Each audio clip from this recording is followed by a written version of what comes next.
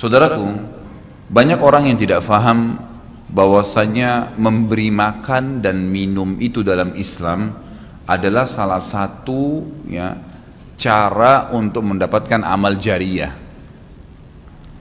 Jadi banyak orang memikirkan amal jariyah itu hanya membangun bangunan, hanya membagikan Al-Quran sehingga dihafal. Intinya fisikal, bentuk materi saja atau material ya. Lebih ke masjid, lebih ke bangunan, lebih ke jalan, lebih ke sumur gitu kan. Padahal sebenarnya ada hal-hal lain yang bisa menjadi penyebab amal jariyah, di antaranya makanan dan minuman. Jadi hadis Nabi SAW yang sahih riwayat Imam Ahmad, ini rahasianya di hadis ini. Kata Nabi SAW, ma wudi'a ta'amun illa wada'allahu fihi barakah. Tidak ada makanan atau minuman yang dihidangkan untuk orang lain kecuali Allah, atau dihidangkan buat diri sendiri juga masuk sebenarnya, kecuali Allah jadikan bagian dari makanan dan minuman itu berkah. Maksudnya berkah apa? Kata para ulama, dia akan berada di tubuh orang yang mengkonsumsinya selama dia masih hidup. Jadi begini, orang tua kita semua, Bapak Ibu sekalian, orang tua kita seperti saya, orang tua saya misalnya, pada saat saya ceramah di masjid ini, saya mendapatkan pahala karena menyampaikan agama Allah, insya Allah, bila diikuti dengan keikhlasan. Semoga Allah ikhlaskan niat kita. Orang tua saya panen pahala saya. Kenapa Bapak Ibu sekalian? Karena saya tumbuh dari ASI ibu saya, dan saya tumbuh dari nafkah ayah saya. Makanan, minuman yang saya makan selama ini sehingga membantu pertumbuhan badan saya menjadi besar dan akhirnya saya bisa hidup, maka itu menjadi amal jariyah. Makanya dalam hadis riwayat Imam Muslim, seorang sahabat bertanya, ya Rasulullah, ayyul islami khair? Perbuatan apa dalam Islam yang khair? Khair ini yang baik sekali, pahalanya besar sekali, selain yang wajib, yang sunnah-sunnah aja nih. Nabi SAW tidak mengatakan perbanyaklah sholat sunnah. Kenapa? Sholat sunnah secara individual, puasa sunnah, zikir, ngaji, bukan. Karena orang ini mengatakan khair artinya yang banyak sekali pahalanya, banyak sekali manfaatnya dan ringan, sunnah. Berarti orang lain bisa merasakan. Apa jawaban Nabi SAW? Tut'imut ta'am wa tusallimu ala man ta'rif wa man lam ta'rif. Engkau memberikan makan dan minum kepada orang yang kau kenal atau kau tidak kenal, memberi makan umumnya, dan engkau menyebarkan salam kepada orang muslim yang kau kenal atau kau tidak kenal. Tapi saksi bahasan kita potongan awal hadis ini, di mana Nabi SAW menjadikan amal yang paling baik, besar pahalanya dalam Islam ternyata memberi makan dan minum orang lain. Kok bisa? Bukankah dalam secara akal kita, kalau kita makan dan minum kan habis gitu kan? Ternyata yang dibuang oleh tubuh itu yang tidak dibutuhkan saja. Yang jadi mohon maaf air seni kita, air kencing dan buang air besar, jadi tinja itu yang tidak dibutuhkan oleh tubuh, tapi yang dibutuhkan diambil, diserat, gitu kan? Dia akan menjadi bagian daripada otot-otot, urat-urat yang memang membutuhkan pembaharuan, atau bahkan menjadi bagian daripada darah di tubuh kita dan seterusnya. Tubuh kita terdiri dari 75% air, dan Allah SWT mengatakan dalam Al-Quran, a'udzubillahi minasyaitonirrajim, waja'alna minal ma'i kulli syai' hayy. Kami jadikan dengan air itu segala sesuatu bisa hidup, dan memang seperti itu. Manusia bisa hidup dalam sebulan tidak makan, tapi manusia nggak bisa hidup kalau sebulan nggak minum. Bukan sebulan, seminggu nggak minum. Makanya para sahabat, beberapa riwayat menyebutkan seperti Abi Dzar radhiyallahu anhu, beliau mengatakan waktu beliau datang ke Mekah untuk mencari tahu berita tentang Nabi SAW, saking khawatirnya kalau beliau mengaku mau cari Nabi, karena semua orang yang datang dari luar Mekah mencari Nabi Muhammad SAW waktu zaman di Mekah itu digebukin atau dipukul. Dia dari suku Kifar, dia khawatir. Maka dia bilang, karena khawatir saya ditahu orang asing, saya juga kalau beli nanti retorika bahasa saya berbeda, maka saya minum air Zam-Zam. Dan selama beberapa hari dia tinggal di Mekah itu 2 minggu cari Nabi SAW, 2 minggu minum Zam-Zam, nggak makan apa-apa. Dan bisa, gitu kan, minum air. Beberapa sahabat juga dalam riwayat Bukhari menjelaskan, mereka pernah tinggal di Mekah selama sebulan tidak minum kecuali air Zam-Zam. Bisa hidup. Apalagi memang Zam-Zam punya kelebihan. Ya. Zam-Zam itu kata Nabi SAW adalah makanan dan minuman yang menyehatkan dan mengenyangkan. Tapi intinya air, gitu kan? Intinya air. Fungsi air banyak sekali, kan gitu.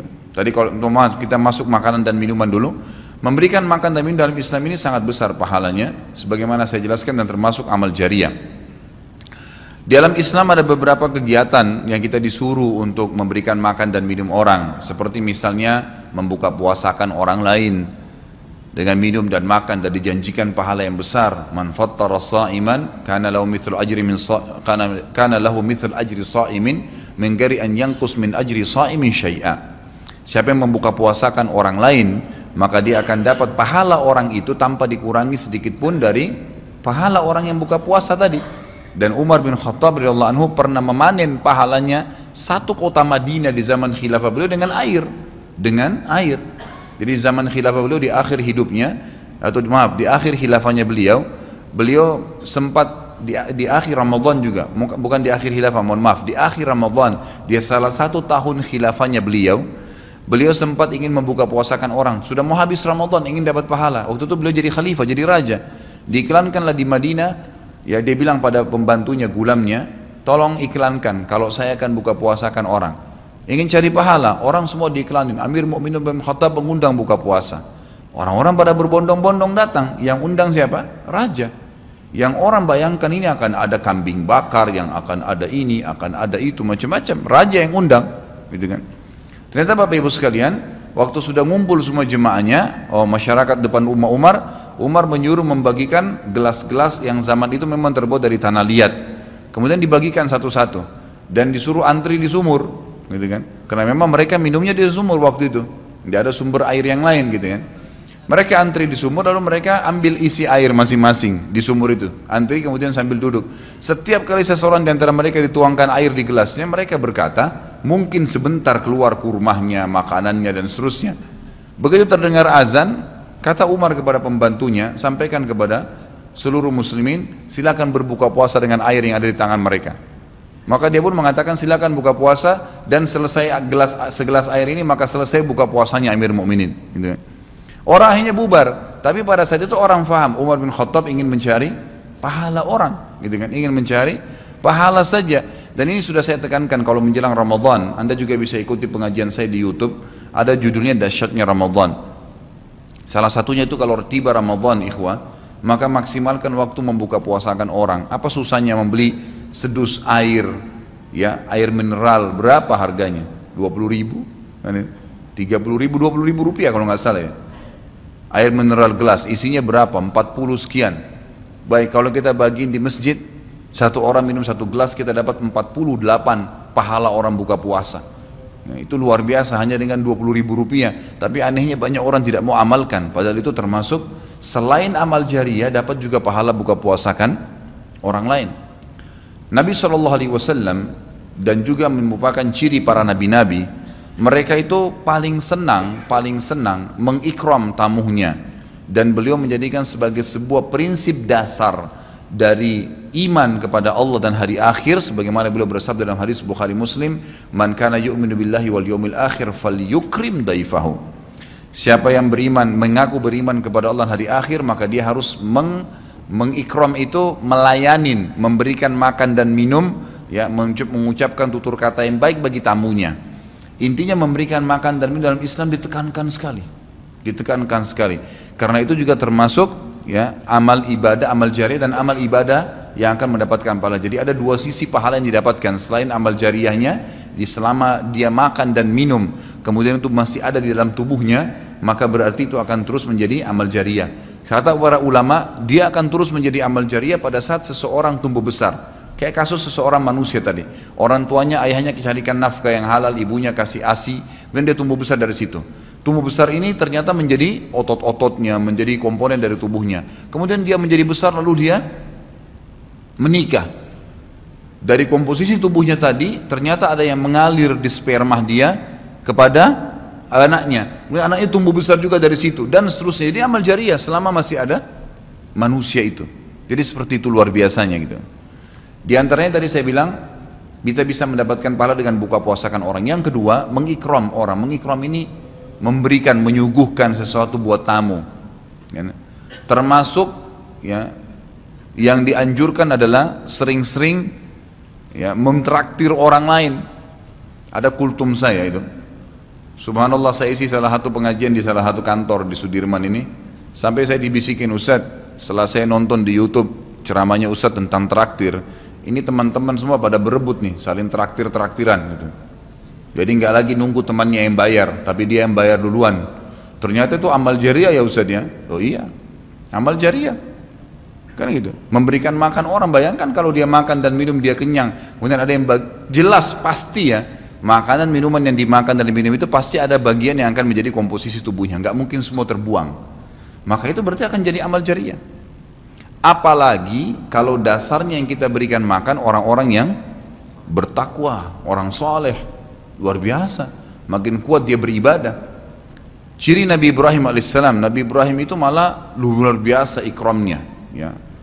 Dia suka dengan tamu, sampai-sampai kalau dihidangkan makan, cirinya beliau nggak pernah makan sendiri. Pasti habis dihidangkan makan, dibuka pintu rumahnya, siapapun lewat dipanggil makan sama dia.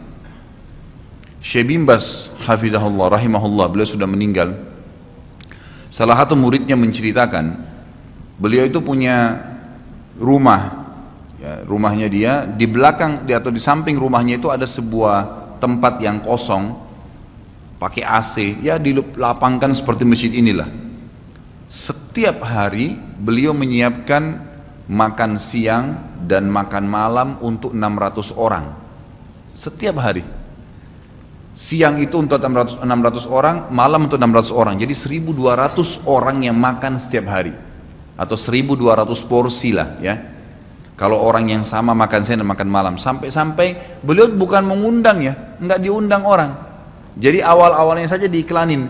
Jadi kalau sudah tiba waktu makan siang, yang lagi nyapu jalanan mampir, yang lagi lewat mampir, yang muridnya mampir, yang kerabatnya mampir, pokoknya mampir 600 orang. Siang malam, tiap hari sampai belum meninggal. Itu bagaimana mereka mengikramnya. Kadang-kadang kita subhanallah, makanan kita taruh di kulkas sampai rusak, nggak mau dibagi kepada orang. Pelitnya luar biasa. Kalau buahnya lagi berbuah dibungkus, nggak mau dibagi ke orang lain. Padahal sebenarnya rahasia untuk menambah berkah sesuatu benda, rezeki kita, itu diinfakkan dulu. Kata Nabi SAW di dalam hadis Bukhari, Allah SWT berfirman, ya ibna Adam, anfik alaik, wahai anak Adam, infak dulu baru saya infakkan kepadamu. Artinya baru saya berikan, bukakan rezeki itu. Kita kalau mau otomatis ya, spontan, begitu dapat makanan, ada makanan terus langsung dibagi. Dibagi langsung pada saat itu. Nih, bagi sama teman misalnya, atau kita porsinya sebagian, atau kita beli bungkus yang lain. Ini saya beli satu bungkus makanan 10.000. Beli satu bungkus yang lain khusus kasih fakir miskin. Sebagai tanda syukur terhadap makanan tadi itu. Langsung diinfakkan. Itu spontanitas, tidak berhenti rezekinya tuh.